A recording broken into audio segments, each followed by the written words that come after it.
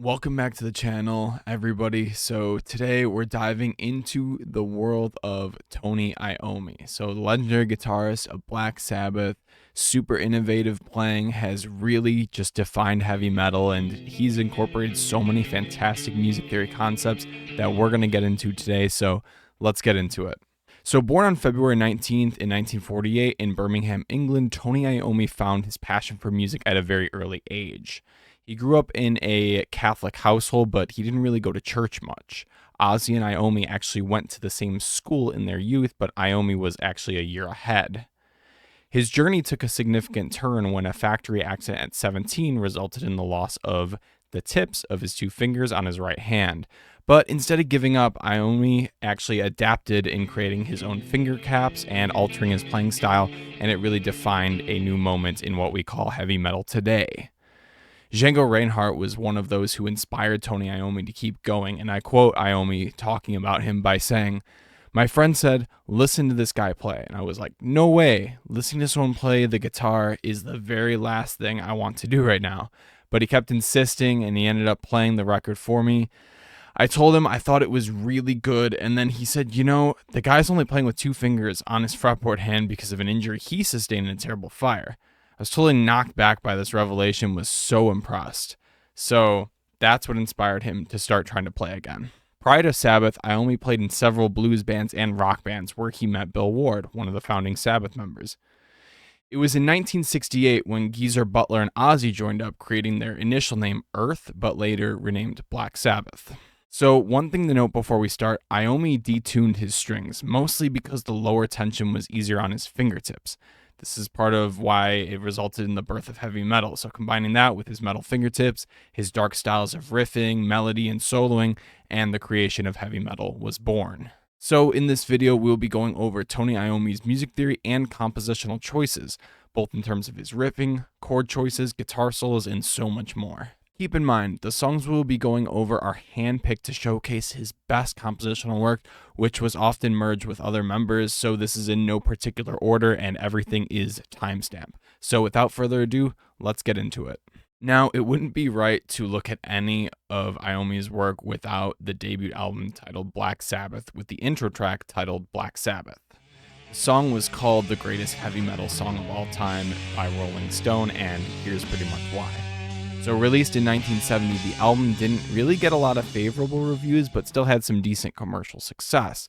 This is widely considered the first heavy metal album and coming to the first heavy metal song of all time. And keep in mind, this album rarely had any punch-ins and was basically the band playing a live set with a few punch-ins at most, and had some added thunderclaps in the beginning, which is pretty impressive. So the song Black Sabbath is based almost entirely on a tritone or a flatted fifth interval. The tritone is a half step back from a perfect fifth, sounding very ominous and dark.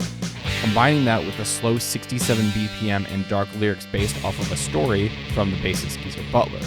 So the story goes, Ozzy stole a dark magic or witchcraft or some bad book, and he gave it to Geezer, who later in the night had a dark figure at the end of his bed, and the book was gone from his room. Pretty terrifying. Anyways, the riff uses a G5 or a G power chord into an octave and then a tritone. So the tritone would be on a D flat or a C sharp being trilled. The riff was inspired by Gustav Holst's The Planet Suite, specifically the Mars in the very beginning, in the intro.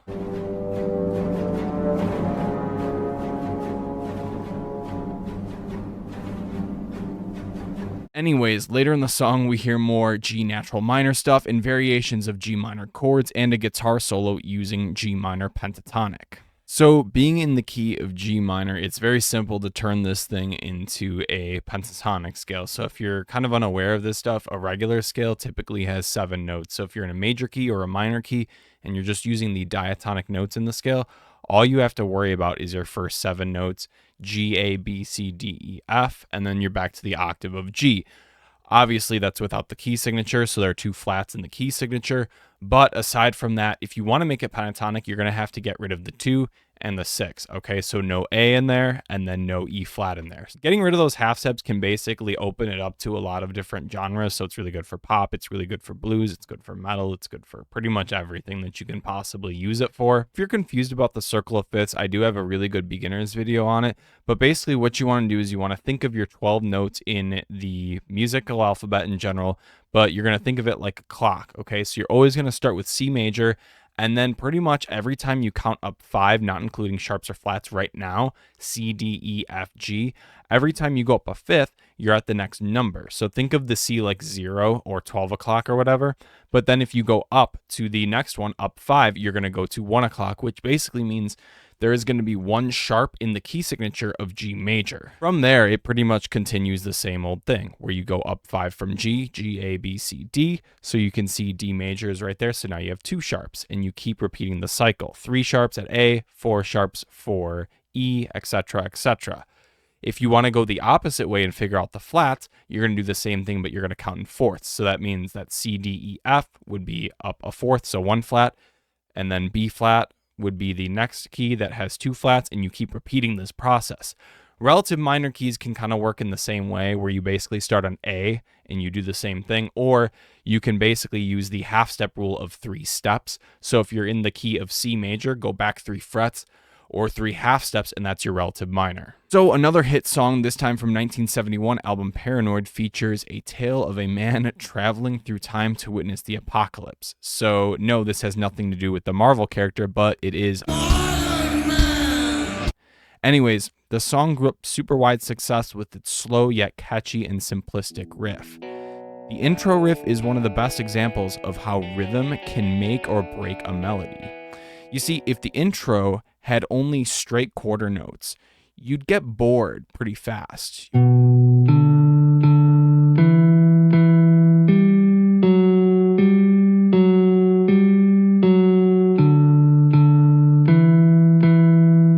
But as we've discussed, music is like a conversation or a call and response. You can cut the riff in half and you can hear this call and then a response in the other half perfectly. In the key of B minor, Iommi wanted the riff to sound like someone was following or creeping up on you, which makes sense using a half step kind of like the Jaws theme.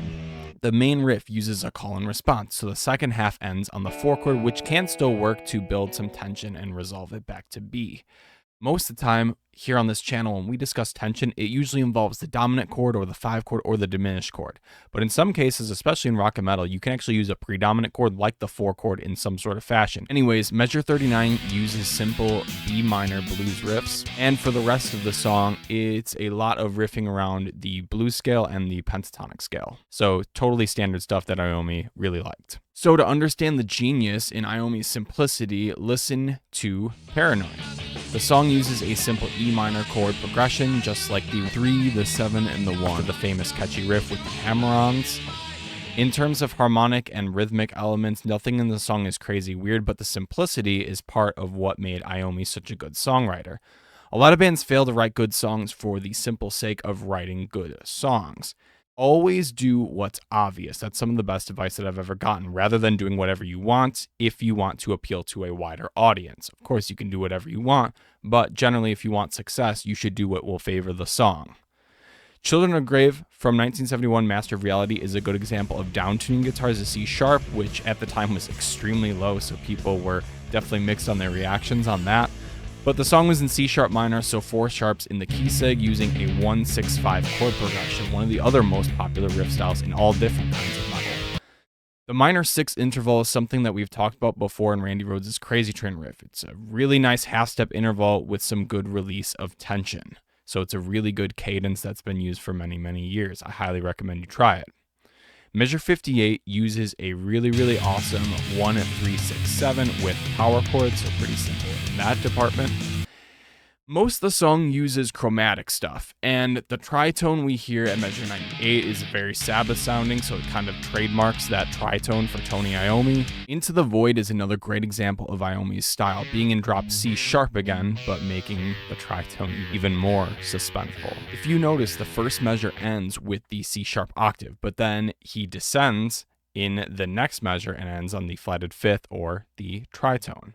You can also hear another good example of this in the 6/5 tension cadence at measure 25. So of course, Iommi's style definitely grew and changed over the years, and by the time Heaven and Hell came out with Ronnie James Dio, he really seemed to have a grasp on a more progressive style in his playing. The song uses way more complex and diverse melodies and riffing, much more favorable to Ronnie's voice, and some seriously awesome melodic guitar solos that seem to be much more of the style at that time.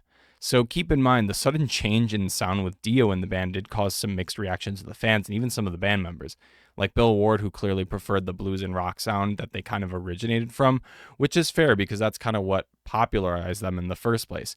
And the album Heaven and Hell, as a whole, did decent, but it's not something that most Sabbath fans are obsessed with in compared to their earlier work. I love Heaven and Hell. I think it's great, but like the old stuff as well. You can even hear some nylon classical guitar harmonies at the end of the song in Heaven and Hell, which is definitely pretty cool. It sounds more like something Ritchie Blackmore would do, so it's definitely nice to see some of those E minor harmonies there without using any dominant stuff. So keep in mind, for something like Heaven and Hell, even though I'm writing it as if we are in E minor, we are more so in E flat minor because of the tuning change. The thing that Tony Iommi did that was very impressive towards the end of Heaven and Hell was, instead of using things like the flat 2 or the flat 5th or the raised 7th, things that we're always kind of used to, especially in this sort of time period with bands like Megadeth and Metallica, instead he kind of kept it to a more of a simplistic Renaissance sort of sound, where he utilized the half steps in the natural E minor scale. So you'll notice that a lot of the patterns that he did would start at a certain note and then go back a previous note, kind of like this.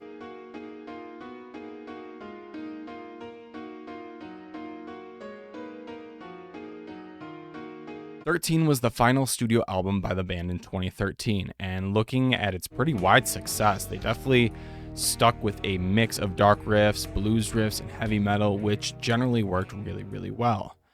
The intro riff to the song God Is Dead uses their trademark tritone as well as a minor 6th variation. The chorus again uses the minor 6th to 5th cadence and then a dark chromatic lick using the raised 7th and then the flatted 5th. Even though Sabbath isn't a band anymore, Tony still kept really, really busy making solo music to this day, which is a huge variety of melodic, solo instrumental music, and some guest vocals as well. So if you're into that Sabbath doomy sound with some symphonic elements, I highly recommend checking his work out. So that's Tony Iommi for you. Thank you so much for watching. It was really fun going through his stuff, and it's really nice to go through some of the stuff of the very first start of metal music in general, and it's really crazy to see how his music started and how it grew to what we have as heavy metal today. So I hope you enjoyed, I hope you learned something, and I'll see you guys in the next video.